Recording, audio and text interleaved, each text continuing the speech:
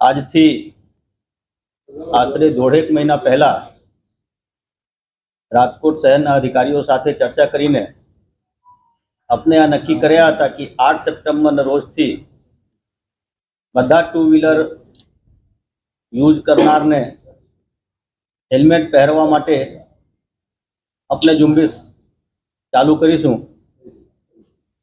આને ભાગરૂપે છેલ્લા દોઢેક મહિનામાં આપણે ઘણા બધા અવેરનેસના કાર્યક્રમો કર્યા, રેલીઓ કર્યા અને લોકોને દોઢેક મહિનાના સમય આપ્યા કે આ દરમિયાન પોતે જો તેમને પાસે હેલ્મેટ નહીં હોય તો આ ખરીદી કરી લે, જેથી કે 8 સપ્ટેમ્બરના રોજથી આપણે આને અમલવારી શરૂ કરી।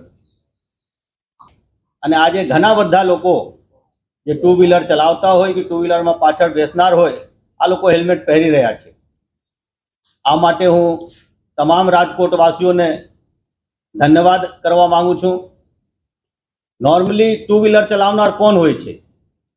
કાં તો યંગ છોકરા છોકરીઓ હોય છે અથવા મિડિલ ક્લાસના લોકો જે ઘરેથી કામે જતા હોય, જેને ઉપર પૂરા પરિવાર ચલાવવાના બોજ હોય, આ લોકો આ ગાડીઓ ચલાવતા હોય છે। અને અનજાનેમાં ભગવાન ન કરે આને સાથે કંઈ થાય તો પછી પૂરા પરિવારને ઉપર જે તકલીફ પડે છે, આ તકલીફને જોઈએ તો આ દંડ જે થાય અને આને કરતાં બહુ મોટો તકલીફ હોય છે। કોઈ પણ આંકડા તમે લઈ લો, જે ટુ વ્હીલર ચાલકોના અકસ્માત થાય છે અને આમાં મૃત્યુ થાય છે, આમાં 70-80% ટુ વ્હીલર ચાલકો જેના મૃત્યુ થયા હોય, આમાં મોટા ભાગે માથાને ઇન્જરી જે થયા હોય આને કારણે થયા હોય મૃત્યુ। બાકી તમને કંઈ હાથ તૂટી જાય, પાઉં તૂટી જાય તો મૃત્યુ નહીં થાય, લેકિન માથામાં ઇન્જરી થાય તો તમારા મૃત્યુ થાય। અને મોટા ભાગે જે માથામાં ઇન્જરી થાય છે, આ હેલ્મેટ નહીં પહેરનાર હોય અને વધારે થાય। જો હેલ્મેટ તમે પહેર્યા હોય તો કદાચ તમને થોડા ઓછા ઇન્જરી થયા હોય, તમારી બચવાની શક્યતા વધારે હોય। આ નથી કે હેલ્મેટ પહેર્યા હોય તો તમે 100% બચી જ જશો, પરંતુ તમારા પ્રોબેબિલિટી બચવાનું વધારે છે જો તમે હેલ્મેટ પહેર્યા હોય, અને જો તમે હેલ્મેટ નહીં પહેર્યા હોય તો બચવાનું પ્રોબેબિલિટી તમારા ઓછા છે।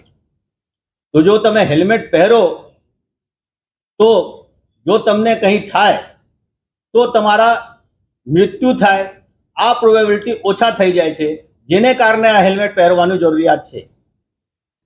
તો આ માટે હું ફરીથી બધાને આ નિવેદન કરું છું, વિનંતી કરું છું કે જ્યારે પણ તમે ટુ વ્હીલર ઉપર બહાર નીકળો તો હેલ્મેટ પહેરીને જ નીકળો। અને એક વખત ફરીથી રાજકોટવાસીઓ જે આ હેલ્મેટને